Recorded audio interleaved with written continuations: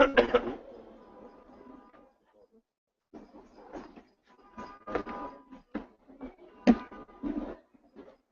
guys want to get closer instead of sitting at the back? Or we've got a small group, so we'll just have a cozy discussion.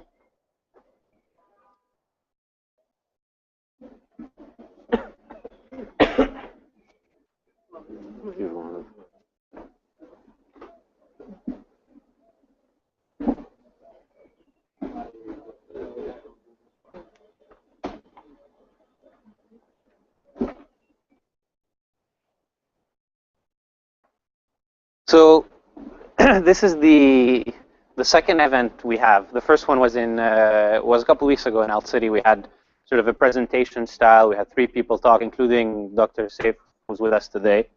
And surprisingly, the first event was a big success. We had 60 people. The level was really high. People were really interested, and I personally was very happy to see that there was this big interest around Bitcoin. So we're going to try and have these very casual events on a somewhat regular basis, just to keep the conversation going. There's a lot of stuff happening in this space, and there's a lot to know about. And so on some occasions, we'll probably do presentations for people that want to learn specific topics, and then others, like this one, it's going to be very casual. Sit down and chat. You have questions, you have concerns, and we'll go over them. So quick question: who was at the previous meetup? 1, 2, 3, 4, 5, 6. Okay, so before we go to the whole discussion, let's do a quick check-in. Pretty simple. Just state your name, what you're working on or in, how you're feeling in a word, and where do you fit on the scale of 1 to 4. 1 being, I've heard little about Bitcoin, and so I'd like to understand what it is and how I can use it. 2 is I understand Bitcoin, and I want to get deeper. I want to learn about the technology and what I can actually do with it. And 3rd is, fine, I understand Bitcoin thoroughly, and I understand its potential to change the status quo and change how things are done. And I'm at a stage where I want to have discussions with people and take it to the next level, maybe even do something with it. 4 is none of these, and if it's none of these, just tell us where you stand.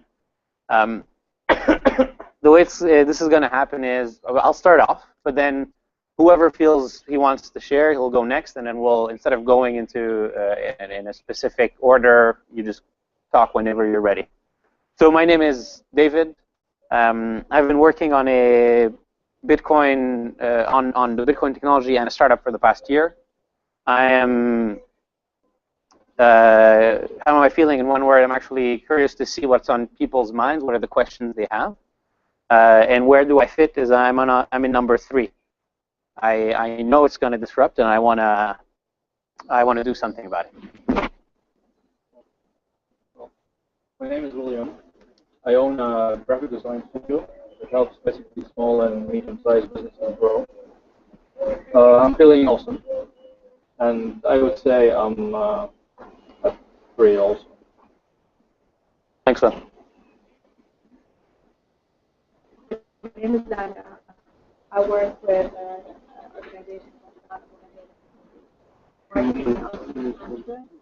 I'm at 2. Thanks.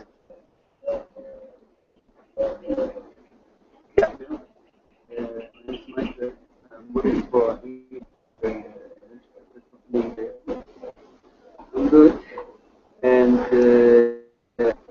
I think I'm more. Yeah. Okay. Great.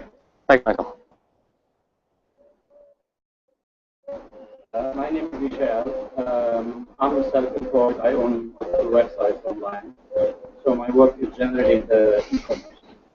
And I've heard about Bitcoin like a year ago, and I'm investing in Bitcoin. Awesome. Great to hear it. So, and I'm level 3. Great. And I do sell Bitcoin to my site. I do sell 2 Bitcoin. I accept it. Okay. Which site is that? Premium Issuer, or it's a site for file sharing. Okay. Sharing account like share, yeah. network, all those things. Okay, awesome. And how are you feeling? Fine. So we've gone from awesome, great, good, fine. This is going downhill very fast. Thanks, Tushar. Let's say I'm not high. I'm Joanne Macari. I'm a student at PhD. I'm studying economics.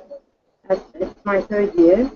And I am doing a thesis about Bitcoin, not especially Bitcoin, it's about portfolio management. Okay. But I don't know a lot of information, so that's why I came here. So I'm feeling curious. Great. I'm at level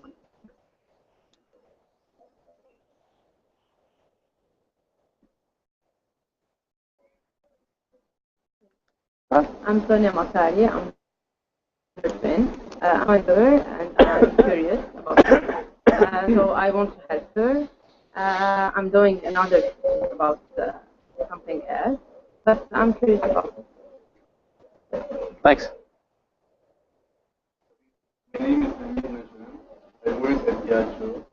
For those who don't know Diageo, it's a premium beverage company on Chengdu.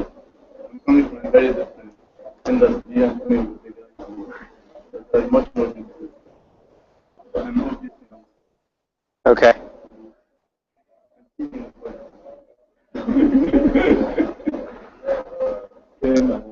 My name is Rami. I work in private equity and venture capital fund.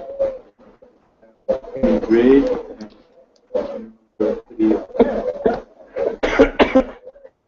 Thanks, Fanny.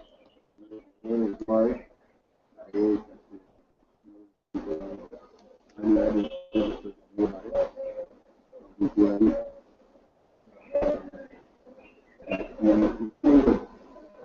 And where'd you rank? Okay. My name is Pedro. He's a good. And yeah, I do a regional product manager in a distribution company. And I think I'm good. Okay. Great. I'm Firas Fazli.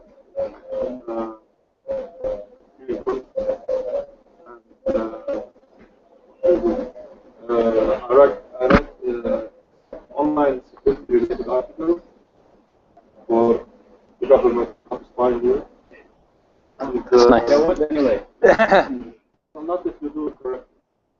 And yeah, I understand Bitcoin from a specific. Second option. Great. I'm Mohammed Masnoud. I work for Siberia, the ISP provider. Yeah. I software engineer. But my interest in Bitcoin is because I'm a libertarian. From a libertarian perspective. I'm interested in seeing how Bitcoin would fare against the banking system. As a competing system to the bypass the banker as the intermediate. Okay. And can do transactions. Yeah. Especially the part against the central banking because it offers decentralization. So I guess I'm for. Okay. Bit sick. Salimtak. We have you. Michael and I'm a lawyer slash consultant slash trainer. I'm getting confused. No idea what I'm just reading about it. None of us Okay. do. It takes time. Yeah, definitely. There's a lot to the technology and its application. It doesn't necessarily fit nicely in the boxes that we have, that we understand, and so it takes time to completely grasp it. Say if you want to go on last. Yes. I think everyone has gone, right? There's Farah, actually, Farah. Well, hi, I'm Farah. I work for Bada. And take advantage of the second one. The study that we're working on, our second edition of our business model constitution. It's in French, the and the accelerated development is going. So I encourage you all to go to our website and check it out. If you have any questions, directly after the answer the question. I'm feeling tired. And she's helped us organize this. Thanks, Farah.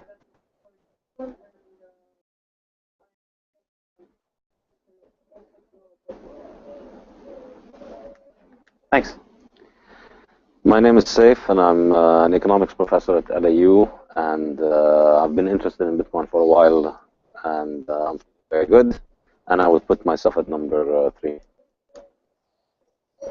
Okay, awesome. So we have people feeling a range of fine to awesome, a few curious people, and then one person that's confused. Hopefully that we'll clear that up by the end of the session. And there's a nice distribution between 1, 2, 3, 4. We have 1, 4. So it's closer to 3. So we have a good distribution.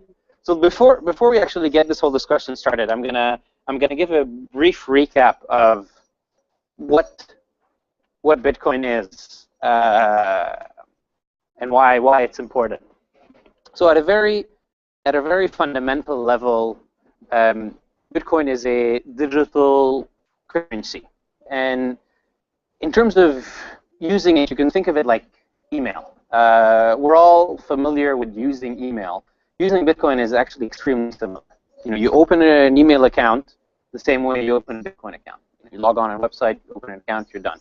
You want to receive emails or you want to receive Bitcoins, what you do is you share in the case of email, you share your email address. In the case of Bitcoin, you share your public address. It's the equivalent of an email address. And so you share that with your friends, you share it with your family, and they can now send you Bitcoins. And so in your Bitcoin wallet, it's called wallet, the equivalent of an email account, you now have Bitcoins. And you can decide to send those Bitcoins. And again, just like email, you type in the address of the person you want to send Bitcoins to, you put in the amount, click send, and you're done.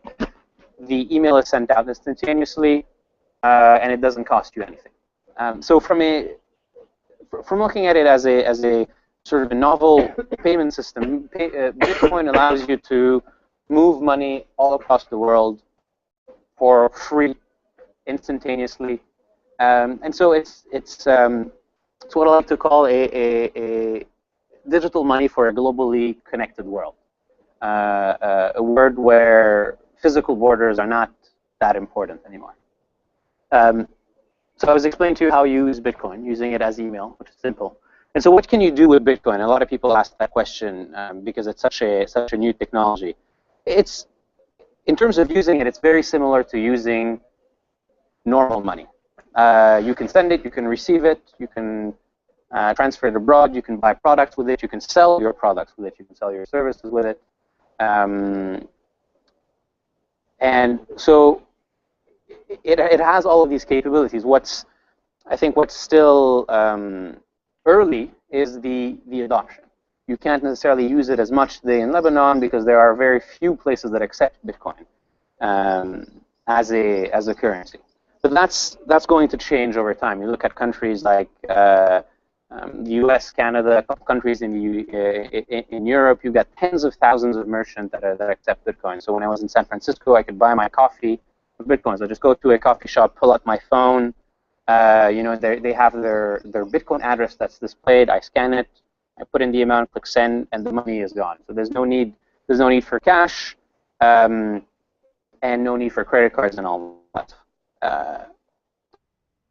So I won't go into the details of how it works. So the price, because of the volatility of Bitcoin, the price of the cup of coffee changes a lot in the States. So in the day it's different than it's in the evening. So you bring up a point about the volatility. Yeah, the price of Bitcoin. The value of Bitcoin today is around $450. A month ago, it was at $600. And it varies a lot. It varies a lot because we're in the very early stage of the adoption, where you have a lot of people that come in or come out to the network, and it makes for a fluctuation of the price. You can think of it as demand and supply. The more people want Bitcoin, the higher the price. The less people want Bitcoin, the lower the price. And so it varies a lot today, just because we are in the very early stages. Yes. So I'm not going to talk about how it works because that's a pretty advanced topic, although very interesting. But what's important to note is that it's a technology that is completely, I'm going to use a big word called decentralized, which means it does, just like the internet, it doesn't rely on one central organization. to run. You don't have a company or a central bank that is managing it. It's distributed across the whole network. The internet, for example, doesn't have internet headquarters. You have servers distributed across the whole world, and that's what makes the internet very robust as a technology. You can't take it down. It can't easily be hacked. And so the same applies to Bitcoin. It is distributed, so there is no one central point of failure. Yeah. Where is the database? There is one question. Where is the database? And second, who updates? There is something to update. Who updates? So 2 points. The database is distributed. So what that means is there's a copy of all the transactions on everyone's computers. That is on everyone's computer that is part of the network, right? So there is no central repository. And your second question was? How come it's a bug or something shared between all those? Yeah. How come they? So if you're familiar with open source code, the code behind Bitcoin, because Bitcoin fundamentally is a program. It's a computer program that it's running, but it happens to provide the advantages of a currency. That program is maintained by, if you want, a bunch of volunteer developers, again, all across the world that are contributing time to this open source project. And Who says this is defined? Or who's responsible to say update the program? you want to? Yeah, go ahead. Yeah. No, as far as I know, there are versions. Yes. We are in 0.9, I think. Yes. Okay, so let's say there is a non-urgent bug. Okay, and they want to update it. When they want to release version 9.0.91, let's say, or 1.0, they release it, of course, after it's being studied by the open source coders. And they verify that it's kind of a valid fix for some errors or some updates. And afterwards, little by little, people do update this program. They do a reinstall, as far as I know. They do a reinstall. Of course, if there is something shady about the update, none of the miners or the owners of the Bitcoin will update the 0.9 level. And if everyone agrees, especially the big minds agree, then there is a voting mechanism whereby 51% of the members of the network have to agree on a change in order for it to be implemented. So once 51% agree, then the new version is updated. Otherwise, it can't be changed. So and there's also the one centralization of Bitcoin, I think, is probably the Bitcoin Foundation, which was a lot of the engineers who worked on Bitcoin early on. They control a lot of the nodes and a lot of the coding in the network. So there is an element of centralization in it. But there is a kind of social trust in the Bitcoin Foundation as far as exactly. But let's say the Bitcoin Foundation decided to change the number of total Bitcoins mined in 10 minutes, and the whole network did not like the idea. It doesn't change. Absolutely. No one would update That's the thing. And no one, so it's a very tiny amount of centralization, whereby the people who started the program are just giving themselves a little bit of authority on it. But if something falls, an asteroid falls on the Bitcoin Foundation, and they all die tomorrow, Bitcoin continues like nothing has changed. So the code continues to exist. Yeah. No, let me just explain it in a simple way.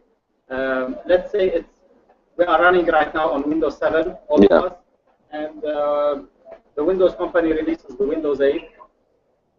I wouldn't install it first. I would wait for other people to test it. If it's good, I would install it, and then little by little, everyone is on Windows 8 successfully. So that's a good analogy. I would say the only difference is Windows is not the only company that can release Windows 8. I decide to write different Windows and release it. and people can adopt it or not. And he can decide to write another Windows. And so that's the power. And so Bitcoin truly democratizes this approach in the way that you decide if you want to get on board or not, first of all, and then you have the option to upgrade the code if you want. Disruption. In what context? Yeah. I'm worried. What do you mean by Bitcoin is Right. Okay. So the car engine got rid of the disrupted the horse and Yes. carriage industry. it's a good So if you were a horse, you went out of business when the car engine came about. Okay. Oh, okay. So then let me take a step back and talk about a couple of the whys. Yeah, a couple of the whys behind Bitcoin. So Bitcoin is universal. So it's like it's the currency that you can use anywhere in the world, as long as someone has access to a phone or an internet connection. Okay. So we take the example of 50% of the adult population in the world that currently is unbanked. You look at World Bank data, and it's pretty crazy. But 50% of the adults don't have access to basic financial services for saving money, borrowing money, and all of that. And part of the problem is the current banking system is very expensive. Second of all, the reach is not very accessible in a lot of these developing countries. You look at a technology like Bitcoin, and what that allows is that all of these people, which do in fact have mobile phones, and I'm not only talking about smartphones, I'm talking about dumb feature phones. With these phones, they will ultimately be able to connect to the Bitcoin network. And once they're connected to the Bitcoin network, they now have access to all of the basic services as well as the more advanced services that are going to be built on top of it. And I'm talking about this in a bit of a future state, because we're not there yet today. Bitcoin is still a new technology. Down the line, it has the potential to do so. So that's one of the disruptive features of Bitcoin, is that you now have 2.5 billion people in the world that will suddenly be lifted out of their cash-only based society and be able to transact digitally and internationally.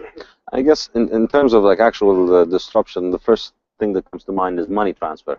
So there's really no reason anymore for things like Western Union to exist. They charge $8 on a $100 transfer. With Bitcoin, you can do it instantaneously, less than a second, for free.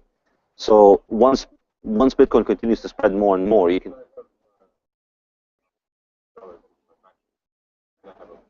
Yeah. Well, the point is, once you're using Bitcoin, you won't have a lot of the money under your mattress. You have it on your phone. No, you can buy it in person. You can buy it today from somebody in person, and then you have some.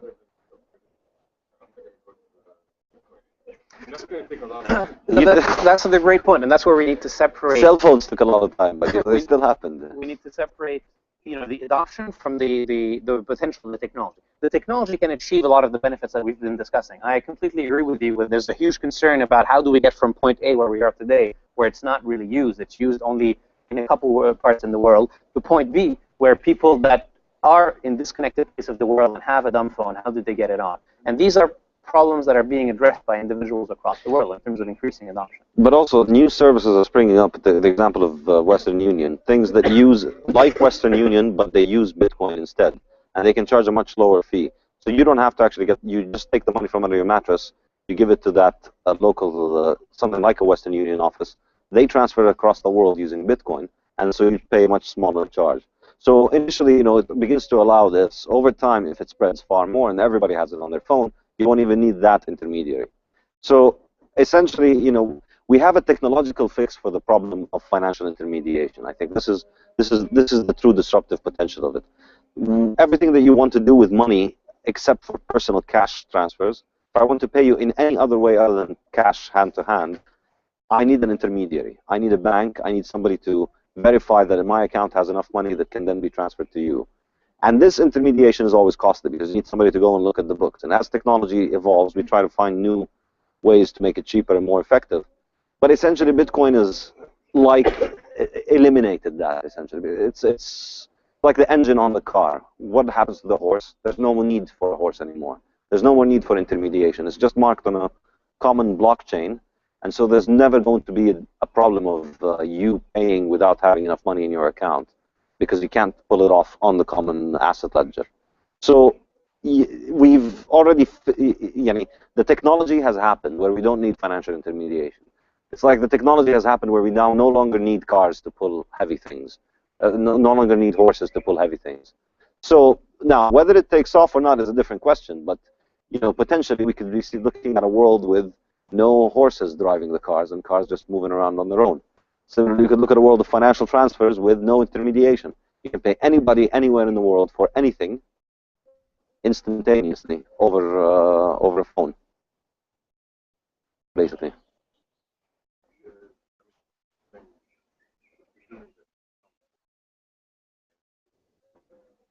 No, it doesn't have to.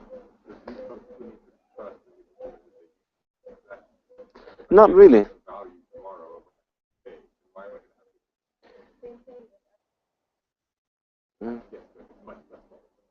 Well, it depends. Volatility is sort of it depends from where you look at it. So if you've held Bitcoin for the last 5 years, you really wouldn't have minded the volatility because it's just been continuously up. The thing is, the volatility is programmed to be deflationary, the currency.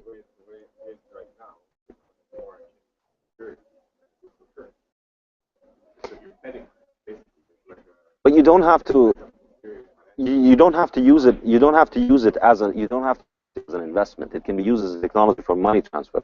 And those money transfer, I'm trying to give you the sort of intermediary step. Just like the money transfer business there, you could have exchanges that facilitate payment with Bitcoin, and then they take the Bitcoins and sell them on exchanges too.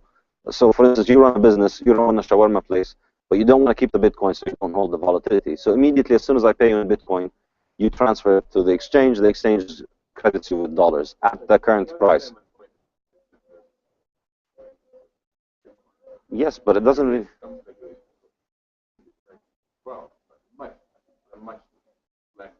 Absolutely, absolutely. Yeah. But the thing is, can I just add one thing? The transfers don't have to be denominated in Bitcoin. So you can set the price for things in dollars or in liras or in gold or in whatever you want.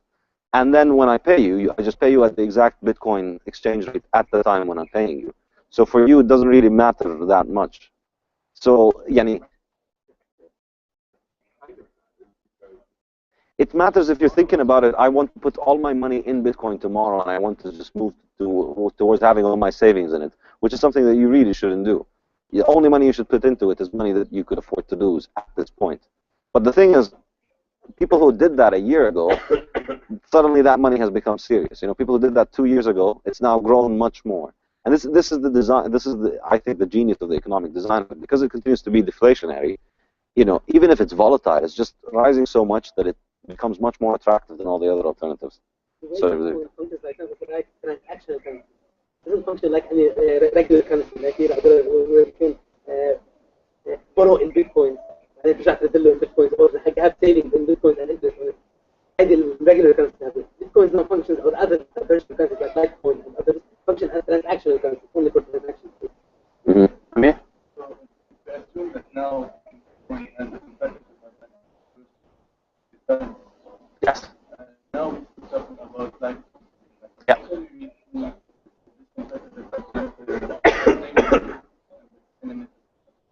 Tomorrow we're going to have thousands of companies like Bitcoin, and everyone will be competing, and the price will be decreasing.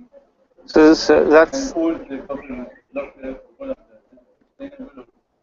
So I would. Too many questions. Yeah. So I would. So I think that's a very interesting point that you bring up, and I'm going to flip it on its head and actually tell you that that's a good thing, not a bad thing. One thing we need to clarify, though, is that there is no Bitcoin company. Bitcoin company means that there's one central organization. Yeah. I'm just clarifying. So it's Bitcoin is a program that everyone decides to partake in or not.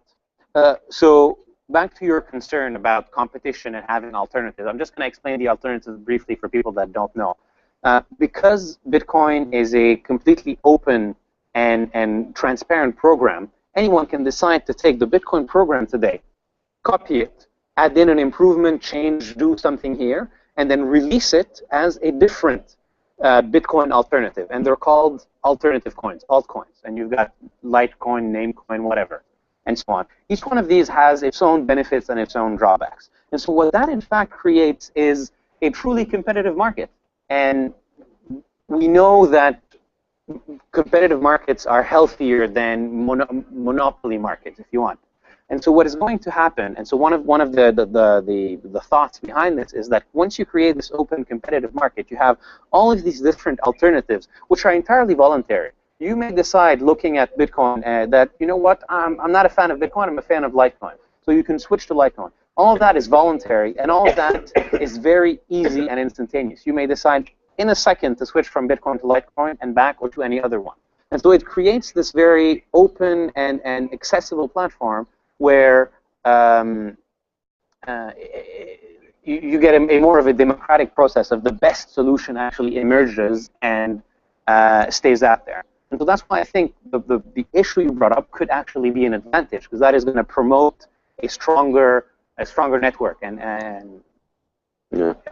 I mean, I think more important than Bitcoin, the currency itself, is Bitcoin, the technology. So even if one of the altcoins ends up destroying Bitcoin and Bitcoin has become worthless, everybody moves there. That's still great news, you know. It's still a new invention that comes along. In the same way that, you know, search engines, they continue to change, but the technology of a search engine didn't go away when Alta Vista went bankrupt. So all that, like his question, this is a concern if you're thinking about it as an investment. You know, I want to put all my money in it at this point, which I really wouldn't recommend. You know, I mean, you can if you want to, but think about it as email. You know, getting an email account. You know, register for Hotmail and see how it's like, and see if you want to send emails in it. You know, it's like paying $10 to register for Hotmail in 1996. You know, think of it this way. Don't think of it more of an investment, because the price can do anything. You know, nobody knows what might happen to it.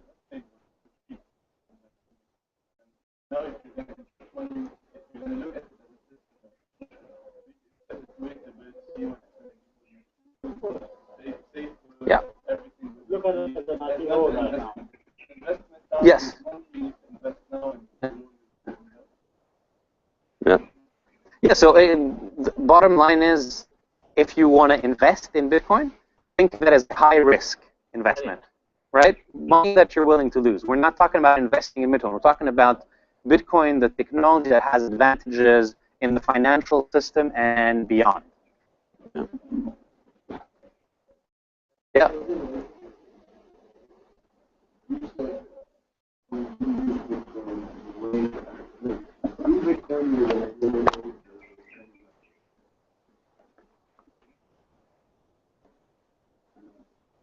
Eventually, on this platform, in the Bitcoin, not of business. Yeah. Not just business. I know that charging you to charging in this. Yeah. You're still charging. Yeah. Right? Middlemen are still here. Just charging how I understand Bitcoin. Otherwise, middlemen are still going to exist. Well, the thing is, a middleman can do any sort of thing, you know, but specifically for the process of intermediation, that's what Bitcoin eliminates. The idea that if I want to send you something, we need a third person. Today, the only way that I can send you money without anybody else interfering is if I give you cash in your hand. Anything else, I need a bank account, a currency, all sorts of different complicated things, credit card companies. That is been eliminated. Essentially, we've taken the process of cash, reliable first person-to-person irreversible transaction, and taken it to the digital realm. So then anybody can be a middleman. Of course, there will be many jobs for middlemen, but essentially, they're going to have to add value in something other than intermediation, other than the simple idea of taking my $5 and giving them to you, because that can now be done without the need to hire anybody. And you think about it as being somebody who knows how to fix typewriters. Just we don't need typewriters anymore. Nobody uses typewriters. It's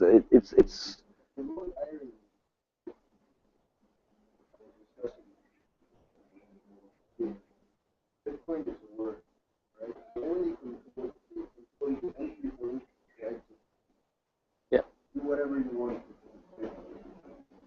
Since the guys into Bitcoin, you go to the normal.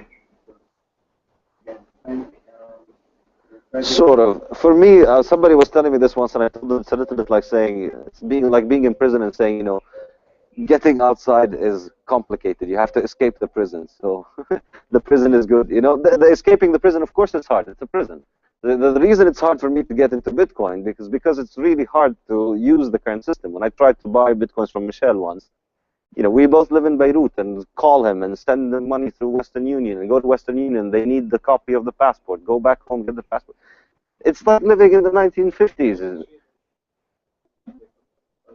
Exactly, but all of this stuff is to get out of this prison, But once you're on Bitcoin, khalas, so you have your money, you're like an adult. You can do with it whatever you want. Nobody asks. You don't need to ask anybody's permission. You can spend it on whatever you want. It's money for adults, You do with your own money what you want, and you can lose it, and you can do with it anything.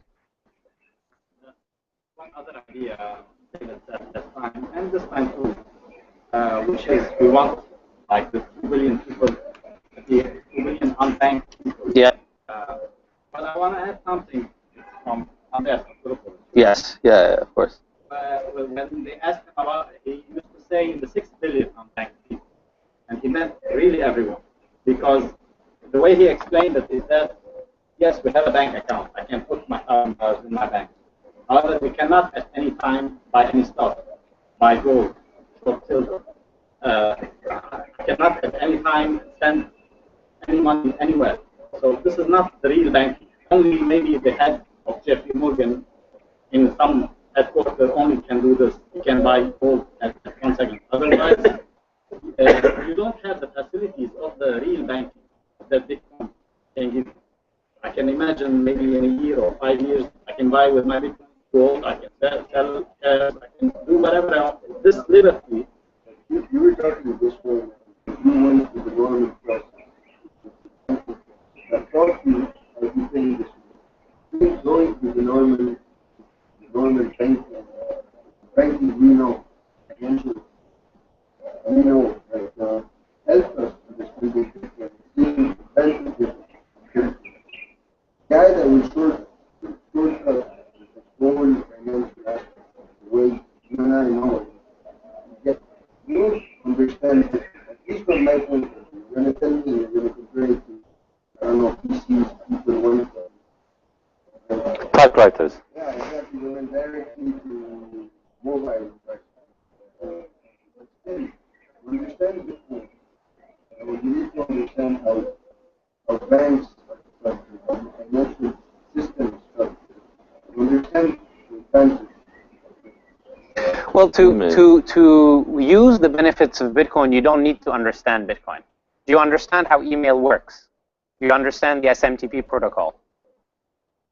Very few people actually understand the SMTP protocol, but we're all using email, and email has completely reshaped our workplace, the way we do work, the way we interact with people, and more than email. We've gone from email to social networks, and now our whole interaction has been redefined by these protocols.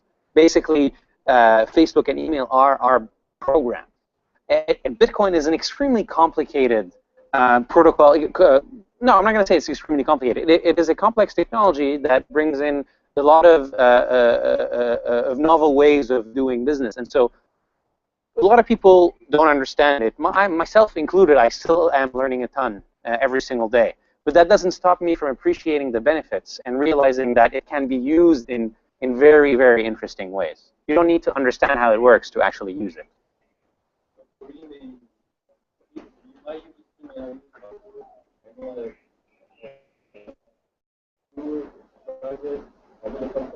Bitcoin, we were saying that it's a voting system whereby not 51% of people, what comfort do I have that the people on the network have the capability to decide whether this version or the other one would be good for the financial system?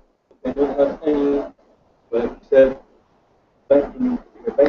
It is because they don't have any banking capabilities that I trust them.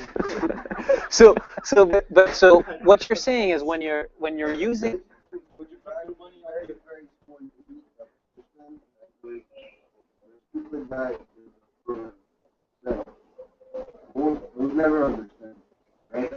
No, you can. I mean, if you sit and read it, you'll understand it. It's really not that difficult.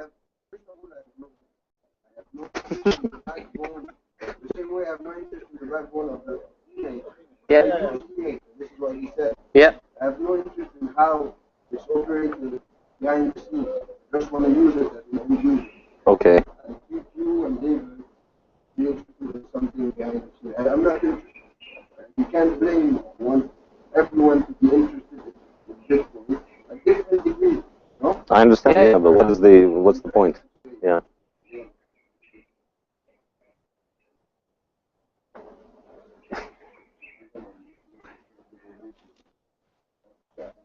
Okay.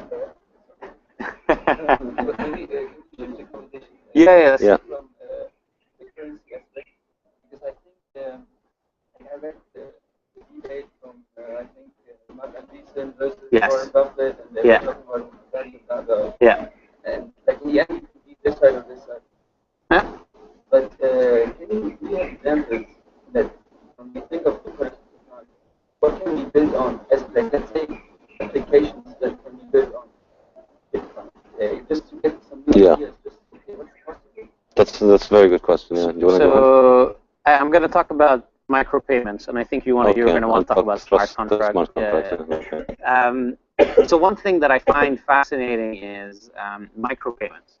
In the current financial system, you can't do payments of very small amounts. I'm talking about $1 or less. It's just the cost is too high for those transactions to happen. With Bitcoin, it's virtually free to send Bitcoin. So now you can send 1 cent, 0.5 of a cent, or even lower if you wanted to. And so that introduces a very new way of thinking of doing business. I'll give you two very practical examples. The first one is online content monetization. So what I mean by that is you've got news, you've got articles, you've got videos. Today, there are only two ways through which we can consume content online. You either have to be subjected to advertising that you're forced to watch, or you have to pay subscription fees, which means that you have to pay for a monthly thing even though you want to watch just one. With micropayments, you can imagine a world where you actually pay for each nugget of information that you use. So you pay a couple cents or even less every time you watch a video or read an article, or you pay per word, pay per article, per video. And so, or you can decide to tip the person that wrote the article, right? So you've read an article, it's free, but you like it, you actually tip, you donate some money, you give him 30 cents. And, with thousands of people that read his article, he makes up for his money through that way. And so that's a very interesting way that you can use Bitcoin that unlocks new industries. Yeah. So that's one. Another one very interesting aspect of it is what a guy called Nicholas Jabo calls smart contracts. I suspect this is probably the guy who did Bitcoin. Nick Jabo is my best guess for who Satoshi Nakamoto is. So, by the way, we don't really know who released the first version of Bitcoin. He was anonymous. I think he thinks it's Nick. I've read a lot of his old papers, and you can see how it sort of follows from his thinking. But anyways, one of the ideas that he used to talk about even before Bitcoin is the idea of designing smart contracts. And the idea of a smart contract is a contract that is self-enforcing, self-regulating, and automatically detects compliance with the contract, so that also it doesn't need intermediation. So for instance, today if I want to sell you my car, and I'm going to give it to you, and you're going to make 10 payments over the next 10 months, and we agree that we'll do that. If we're going to do it, we need an intermediary, a judge or a court or something that will, we will sign a paper there, and there will be clear penalties and fallback positions in case either of us doesn't do it. So if I don't give you the car, or if you don't make a payment, there's a fallback position that you and I will have in one way or the other, or you go to jail or something will happen. But with the thing that Bitcoin, the blockchain, allows is that you can include on the blockchain code. It's not just coins, essentially. You can also include code in it that's self-executing. And the advantage of putting it on the blockchain rather than putting it on a computer is that once it's on the blockchain, nobody can alter it. So you and I make the agreement for selling the car. Instead of going to a lawyer, we just write some code and we inscribe it on the blockchain. And then you can't change it and I can't change it. And then the really powerful thing is that that code, which is inscribed on the blockchain, can have physical and financial tasks embedded in it. So it can be programmed to transfer, let's say, 1,000 Bitcoin, whatever, from your account every month to mine. And in case you don't do it, there are ways in which it punishes. So, for instance, it could make it so that you have a car key, it stops working if you stop making the payment. So this way, I can sell you my car without having to have any sort of, you could be a complete stranger, I don't know you, we don't need any intermediary, and we just write it as a code on the blockchain, and it is self-executing. So both of us will be happy with it because we sign off on this code. Whatever happens, you will, you know, if one of us does something wrong, there is the fallback that the contract executes on its own. So think of the possibilities of this. Essentially, it can do the legal system what the currency is doing to the financial and monetary system, basically. Because why go to a lawyer and go to a judge and wait for 6 years for adjugation and all of this inefficiency? Just write good contracts. Instead of lawyers, we need good programmers. Or lawyers need to start learning programming to inscribe it there.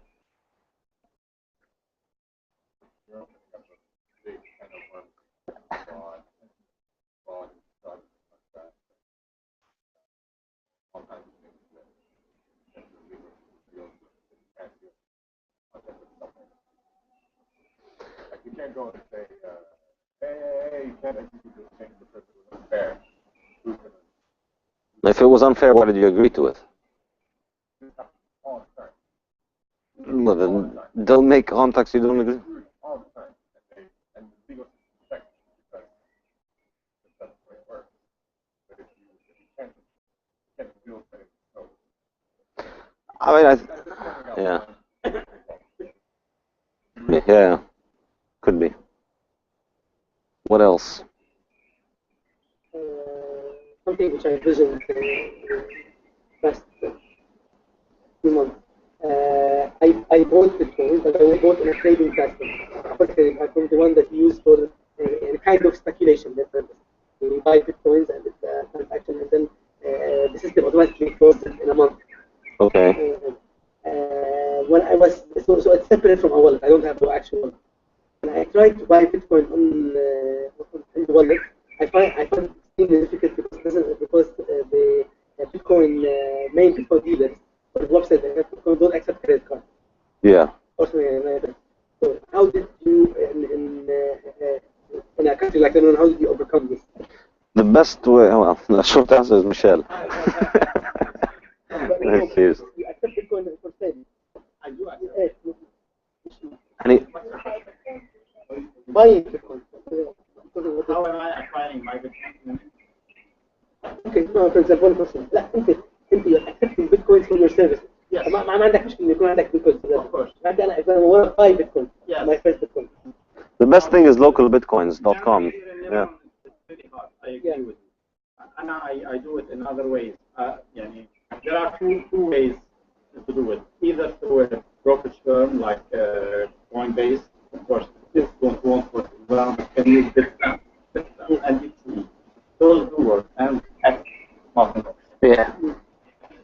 So these are just to tell everyone, these are exchanges. They're like Sarraf. You walk in, you give US dollar, it gives you Bitcoin. It's the same thing, but online. But it's not advisable to do it for $100 because to send the wire transfer it will cost you like $40-$50. And they take some fees, so you're going to end up losing at least 100 or 200 just in exchange.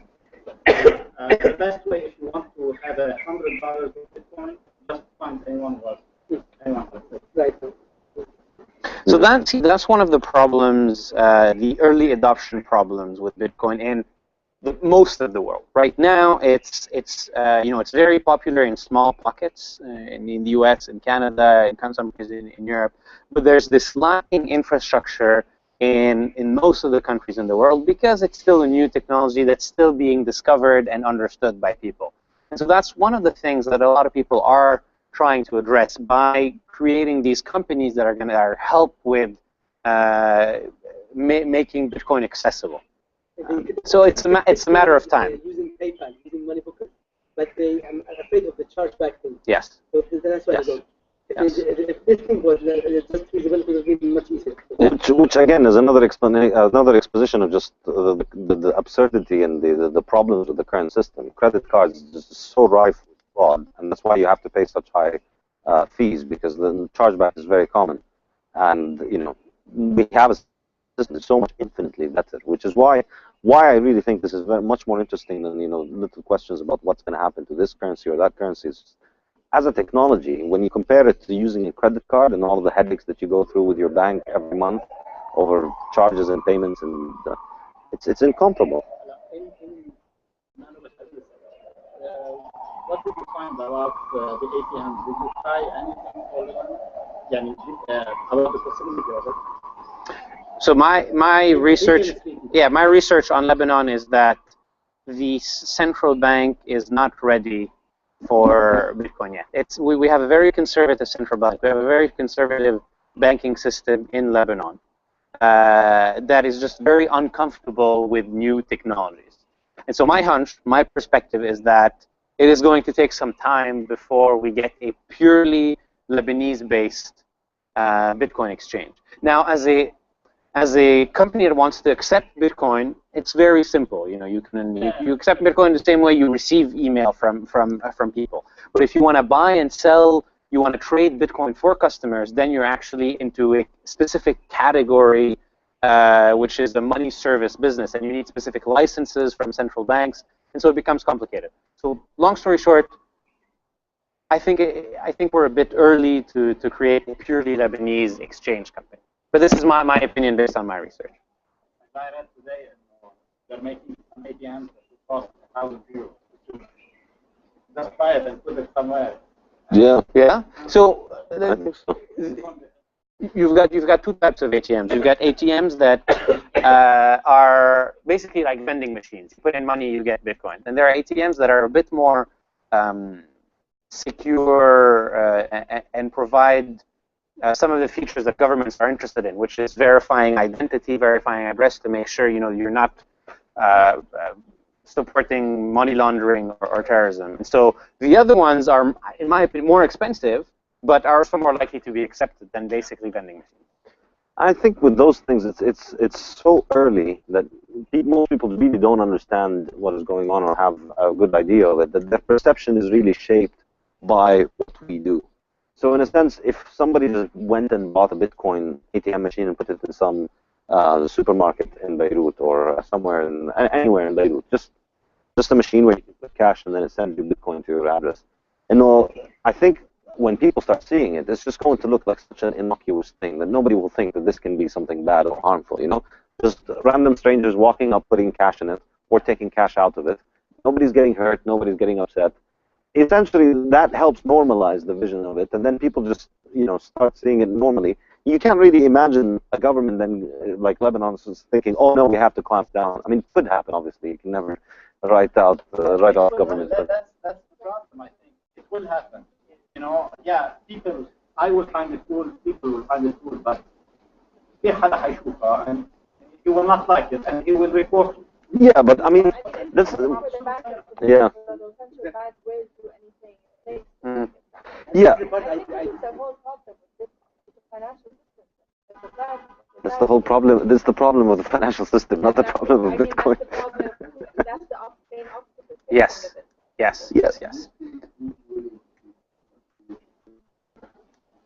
It doesn't matter. Nobody's saying it should be life savings put in it. It doesn't really matter. It can continue to grow. If people just continue to put $5 in it, it can continue to grow for another 50 years and continue to. It's not an issue. But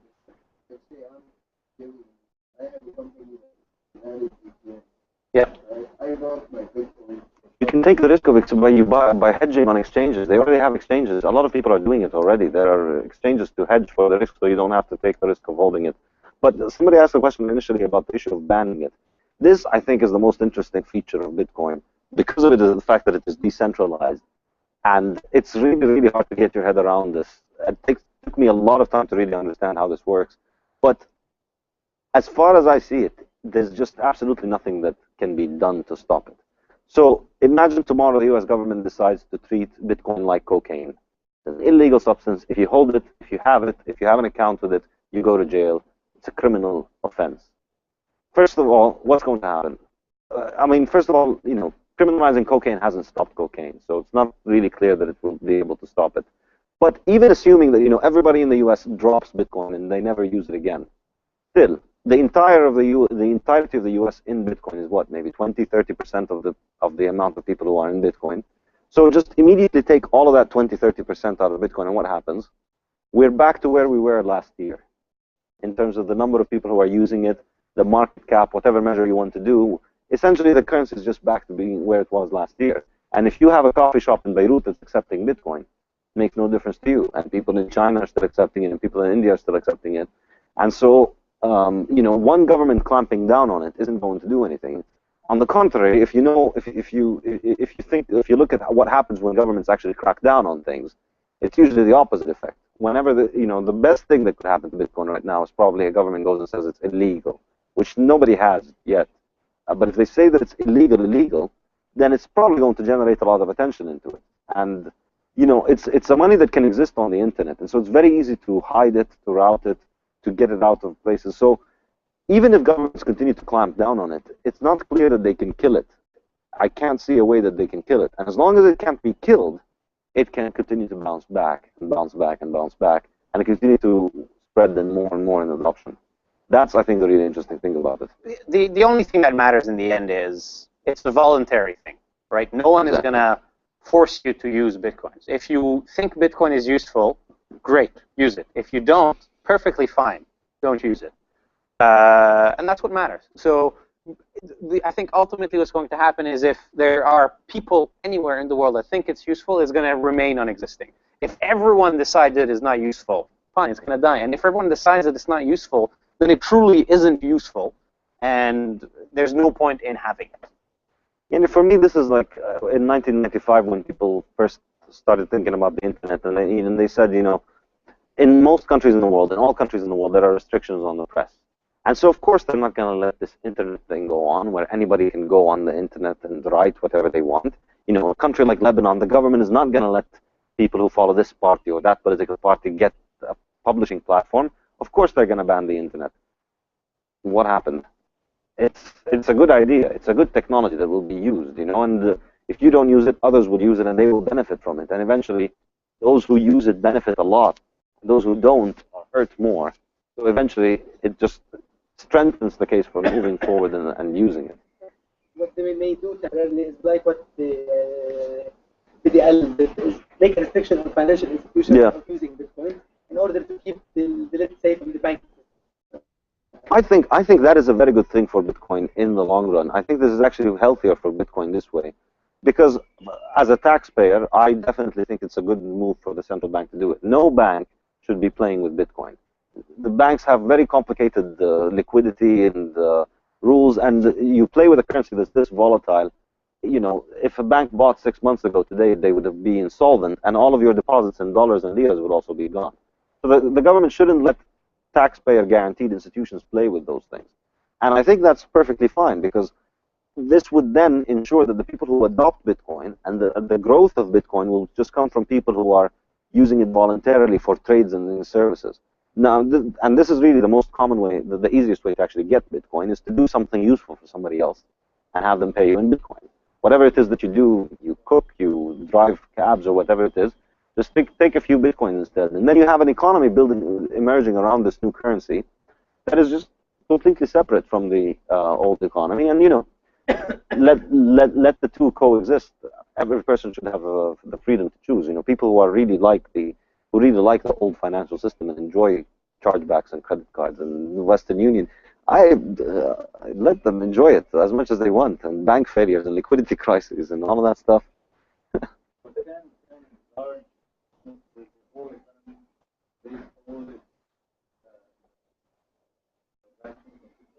Why not? So we don't need to look at Bitcoin in terms of all or nothing. It's not all or nothing. Right. It is going to be a very long journey that may end down the drain, or that may be very successful, or it may be at a very middle ground.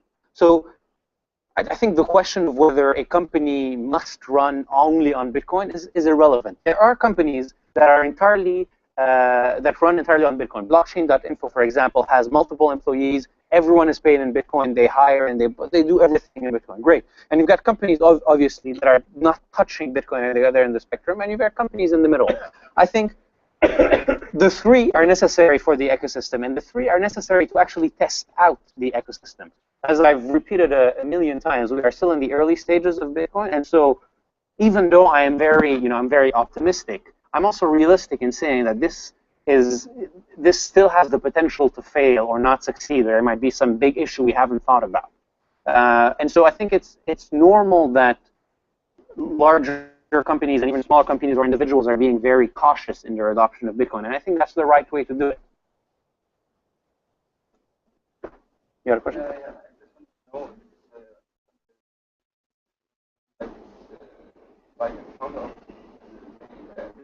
Yes. Yes.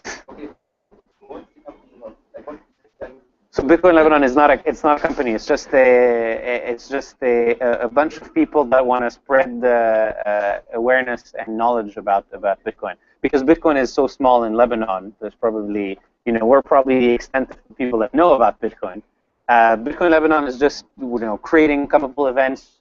William, can you slide up two slides? Creating some content for the region. So shoebitcoin.com is going to be a resource for education and stuff like that. So it's purely advocacy work. Yeah.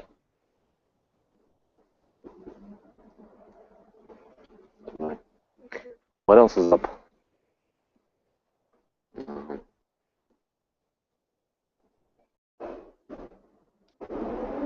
guess it's good to consider the first Bitcoin crash, empty got the one when it crashed from like when max finish at that time it was $22. Crashed from like 15 or 14 bucks to zero. And then they said that empty box was the only Bitcoin dealer at that time.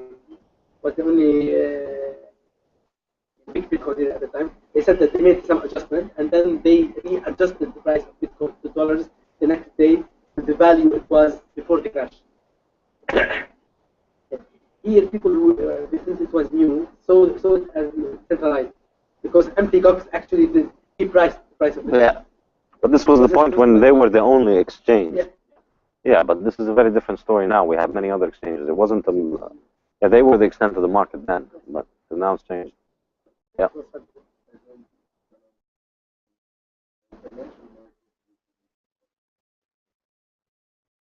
Mm.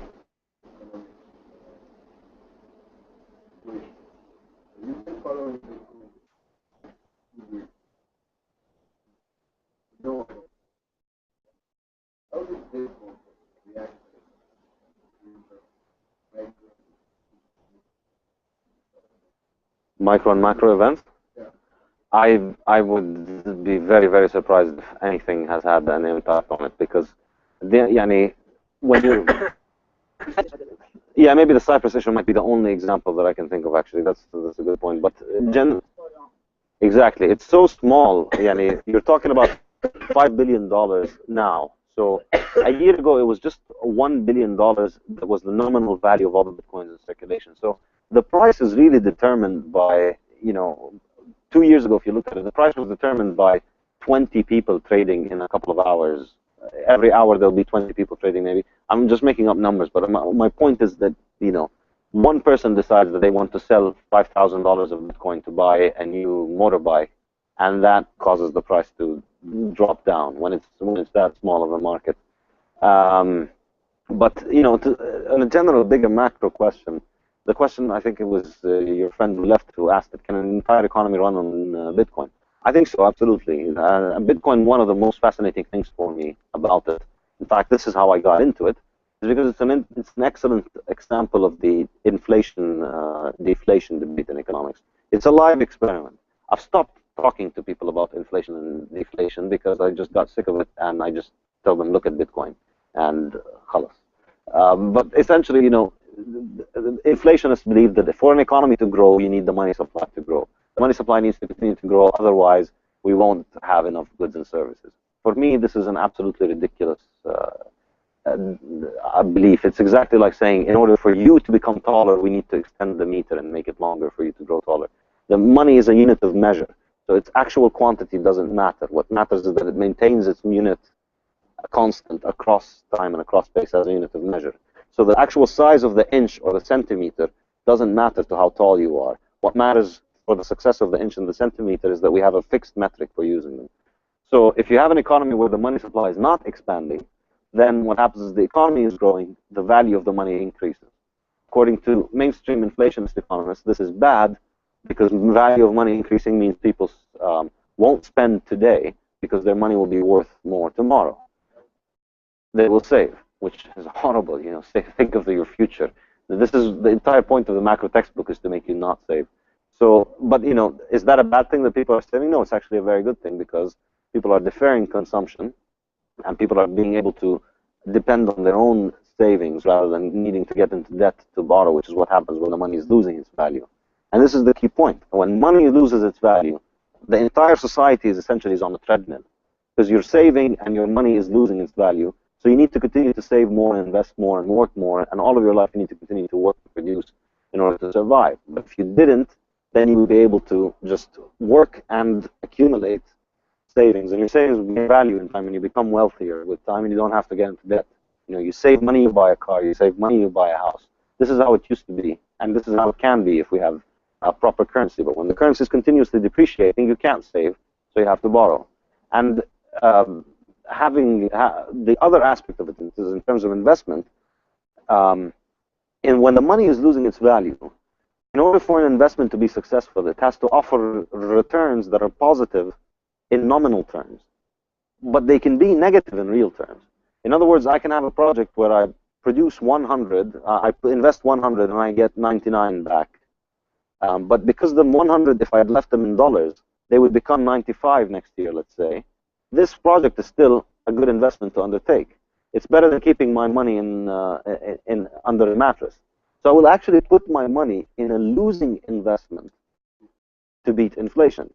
In fact, if I had kept that capital under the mattress, it would be better because next year it would be 100. It would be 100 of units if we want to think about it in real terms.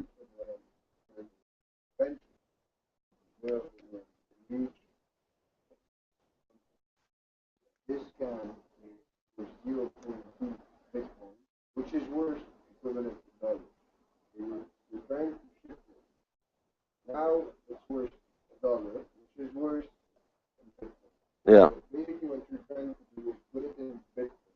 Now we're dealing with Bitcoin. Irrelevant, worse than dollar. This is what, for it to work bigger stage, this is what. Eventually, but for that to happen, the price would need to stabilize. But if you want my opinion, I think the only time the price can stabilize, and this is from a purely theoretical perspective, I'm not saying it's going to happen or it won't happen, but the price will continue to be volatile for as long as other currencies exist. As long as other currencies exist. Or as long as not all, everyone owns Bitcoin. Yeah. There are no more investors. Yeah. The price should be exactly. So if all other forms of currency die, then Bitcoin will stop growing. Because as long as there is another currency, anybody holding it is going to think, what the hell am I doing with this stupid piece of paper? And it'll go to Bitcoin. So as long as there are currencies around, Bitcoin is going to be volatile and it'll continue to grow on the carcasses of the... Yeah. You can go to bed, wake up the 7 days minus plus 10. My question again is, you said you started by saying that Bitcoin is transfer, right? By saying that, for me that is now interested in investing this price, which is high for someone that has no visibility, paying $4, $5, $6, $800. You don't have to. You can buy for $1. I know. But I'm trying to say, I'm talking about Bitcoin. Basically, at this stage, at some point, we might reach 3,000 and stabilize around 3,000. But now it's following the dollar. So for 3,000 Bitcoin, you can buy a can of Coke, and it will be 0.001. Basically, by saying that, you won't invest at this stage to take the upside of Bitcoin. No? You want to invest? Is that what you said? Won't. Why not? No, you will not. Why not? If the It might stabilize at 300, and 300 would be good compared to dollar. but that's what I'm saying. It can't stabilize because as long as I mean, if it continues to spread, it won't stabilize. The value will grow.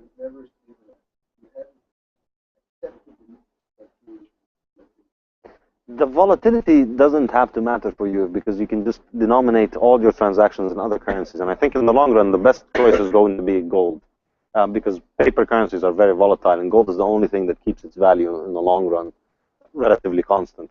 So I think people will just, my vision of how it would evolve in 50 years, and I have no evidence to back this up, but if I had to guess, I think people are just going to result to an economy where they can deal bitcoins, bitcoins for transactions, gold as the unit of measure, as it has always been.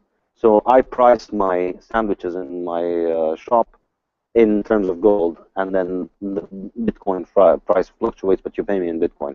Now, is it a problem for you that the price is fluctuating? If the price continues to fluctuate but go up at around, let's say, 500% a year, it's not really a problem, because this is the good thing about it. It's not demanding from you to get into it. You don't need to go and sell your house to get into the Bitcoin economy. And in the contrary, you just put in $1 into it, and if it continues to be deflationary, that $1 could become much larger than all of your other dollars, which is what happened to people who put money in it 3-4 years ago. So then suddenly you've got, let's say, $5 million worth of Bitcoin after you did that a few years ago. Well, now what do you do with those $5 million? You're looking for a place to spend it. So if there's a restaurant that opens and sells Bitcoin, you're more likely to go to that place. The more restaurants are going to start adopting it. So essentially, the fact that the price rises up, and this is built in. This isn't a bug or a flaw. This is a feature. The fact that the price is rising is the selling mechanism that's going to just help people get in, and then once they get in, they can just use the money that they have more and more.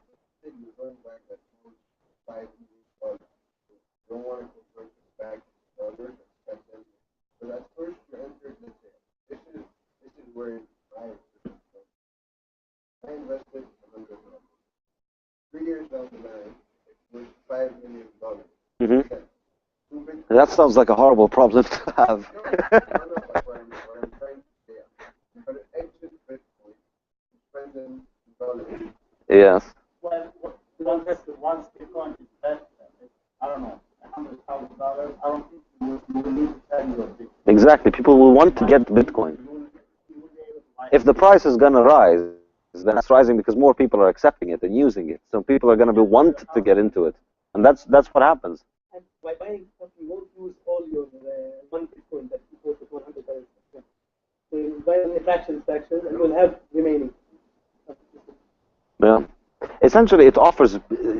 Think of it this way: imagine you're living in Mexico, 70s and 80s, and the currency is collapsing every few weeks. They have a new currency that collapses. Think of how you're living in that country. If you're using this currency, your daily life is hell because your value of your currency is collapsing. But there are people in all of those countries, usually the government and their cronies, who run the economy, who run their own lives using dollars.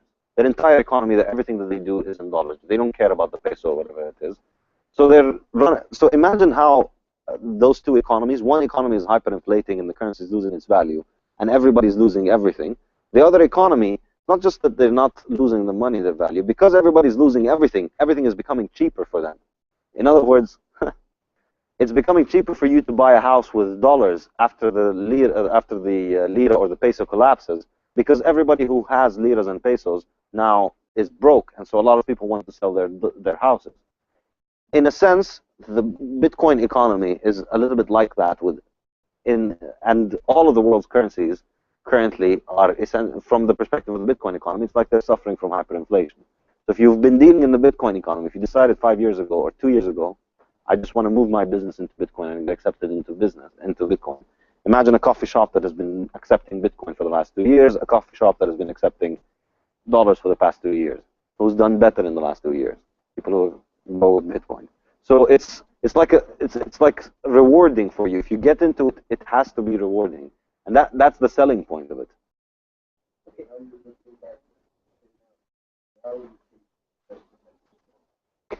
I'm not an investor. I'm not here to sell you an investment. I'm not here to tell you what to invest. You do whatever you want with your money. But the point is, only money that I'm willing to lose. Yeah, not money that I would save. What do you mean even now? Yeah. Yeah. No one knows. Especially now. Yeah. Anyone that's going to tell you they know Bitcoin's future is bullshitting you. No, yeah, it's pure speculation. Okay. You reinvest at 1,200. The way I see it right now, as long as it's continuing to operate, as long as it's running, then the perception is that it's going to continue to operate. Yani the status quo bias, call it. If it's been running for 5 years, odds are it'll be around for another 5 years. This is the power law distribution thing. There are things, the longer you live, the longer you're going to live. Like inventions, for instance. A new technology that comes along, if you look at the technologies that have been around for a year, you look at their expected life, it'll be expected life is another year. Technologies that have been around for 100 years and we're still using them, they're probably going to stay for another 100. Things that have been around for 10,000 years and we're still using them, probably going to stay for another 10,000. So the longer it lasts, exactly, it's the same thought as idea. Yeah. The longer it lasts, the more likely it is to could last even longer. So if you invested at 20, you should invest. If you believed in it at 20, just from a Bayesian perspective, you would revise your faith upward when it is at 1,000. So you would be more believing it, just in terms of probabilities. If you know what In the end, it's a very personal question of whether you want to invest or not, and I don't think, I don't think that it's a completely. It's not an important point about investment. We're talking about the advantages of Bitcoin. Investing or not is purely speculating. Yeah. So you might be speculating investing in Tesla stock or whatever. Great. Exactly. It's the same thing, right? And I mean that's a discussion point on itself that has its own merit. But it has nothing to do with the technology.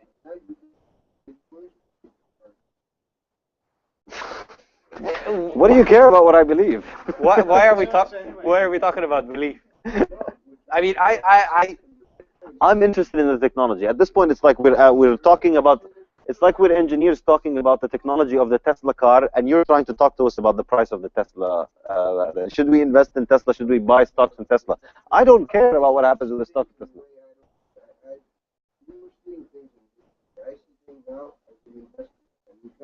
I've noticed.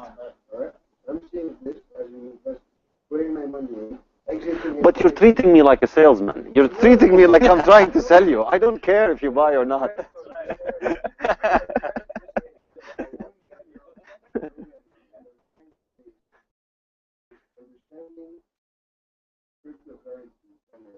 Yeah. No, I think my personal opinion. I think Bitcoin is. It's like a giant dinosaur, and there's a bunch of insects around it at this point. The way I see it, one of these insects could mutate and kill the dinosaur at some point, and don't write it off. But I think the dinosaur has the upper hand at this point. I don't know if David agrees or not. Yeah. So I don't think about it as a zero-sum game. I think there's a future where you're going to have all of these alternative currencies, and they all play together, right? You're going to have some currencies that have advantages in certain scenarios, certain settings, and others that have some in other settings. And then you might have Bitcoin as sort of the overarching currency that, a bit like the U.S. dollar, which is in the current system, it is a lot of currencies are pegged to the U.S. dollar. You would have a lot of alternative currencies pegged to the Bitcoin, and that's again pure speculation, but that's one way it could evolve. Because each alternative currency has its own advantages. Some are faster. Some are I won't go into the details, but are useful in other scenarios. Local specific countries. Yeah. Regarding the future of the currency, I have a question regarding the ransom part, where people are using Bitcoin for ransom. Yeah, for assassination. For hiring a ransomware where they crypt your computer and they want Bitcoins for encrypted, or in case of kidnapping someone and asking for ransom. Sure, I mean, now the money can't be traced with Bitcoin.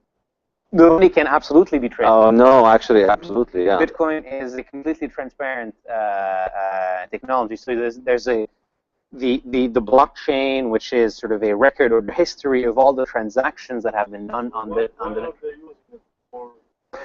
So it's traceable, but you can't trace an identity. You can trace the flow of money. You can see that money has gone from this address to this address to this address, but you don't know who is behind that address. Now, ultimately, there's going to be some powerful network analysis tools that will actually enable that. But why is it used for ransomware? Is because it's such a useful payment technology, because you can suddenly transfer money instantaneously anywhere across the world, and you don't need to care about converting money. You don't need to care about going through, a PayPal or a bank that's going to not allow you to receive your funds. So obviously, it has its advantages as a currency for illegal activities. But if you take a step back, you look at the US dollar. The US dollar is by far the currency that is used the most for all of the illegal activities, from terrorist funding to buying weapons to drugs. And so if we're talking about illegal stuff, US dollar is hands down the best, and I think most popular currency. I think, Bitcoin is probably the worst idea the worst money you could use for a crime, because you can encrypt it. It's not really clear. It's like an arms race between anonymity and being able to crack it. It's an arms race. Depends on the technology that you're doing. But if you're carrying out something illegal, and you might go to jail if you find out, you don't want to leave your fate in the hand of something that can be left on a public blockchain. The record is written that you paid him this much money on that date. If somebody finds out who he is, or they crack his computer, or they crack your computer, or 10 years down the line, they manage to draw some connection through some weird technology things, you're incriminated. This won't happen with US dollars. So for all of your illegal activity, make sure you only use Uncle Sam's US dollars. Don't use Bitcoin for illegal activity. It's it's very, very dangerous. not that I've tried. Okay. No, but if you think actually the recent spike in the price, when the price went from around 100 to around 1,000 a few months ago, I think one of the causes that might have had something to do with it was the fact that they closed Silk Road, and then people realized, oh, Bitcoin really is a stupid idea to use for crime. And then people thought, oh wait, it's really stupid to use it for crime. So why is it still around? People initially thought it was going to die after Silk Road. It didn't. People continued to use it and realized, oh, actually this can be used for things other than criminal activity. And this is the danger of Bitcoin, is not that it's going to be used for illegal activities, that it's going to be used for legal activity. That's why it's really dangerous, basically. Let's say I'm a restaurant. I'm closing my day. I have sold stuff worth 10 Bitcoin. But Bitcoin's price is now $1,000. Oh, Bitcoin price is high. I prefer not to keep all my Bitcoins in Bitcoin.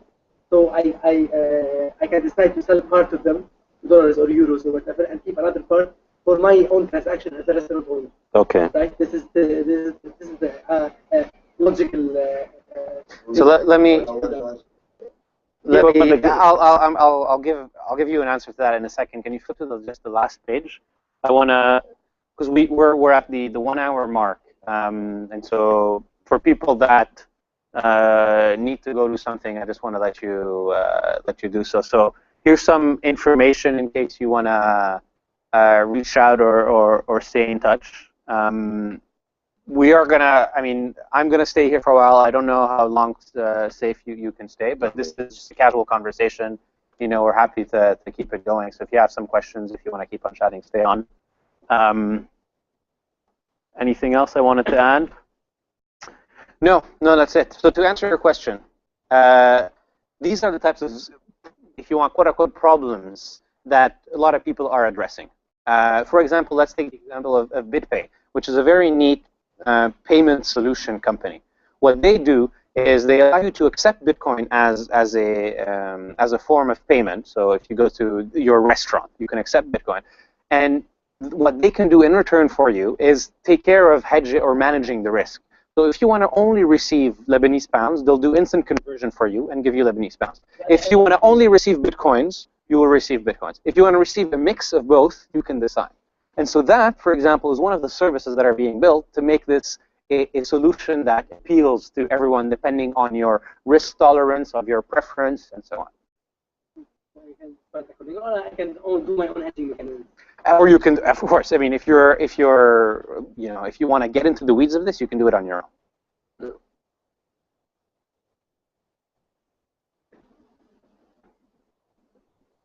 Okay.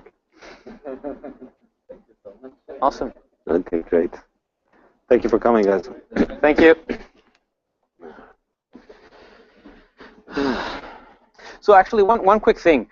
Shoot a note to one of the either my email or the Bitcoin Lebanon if you have specific topics or stuff you want to discuss. I mean, what I'm going to try and do is have just regular sessions like these. Some that are going to be more technical, some that are going to be more introductory, some that will have presentations that will be mostly discussions. So if you have ideas about what you want to see or stuff that you're interested about, let me know. That'd be great. Yeah, I think for example, if we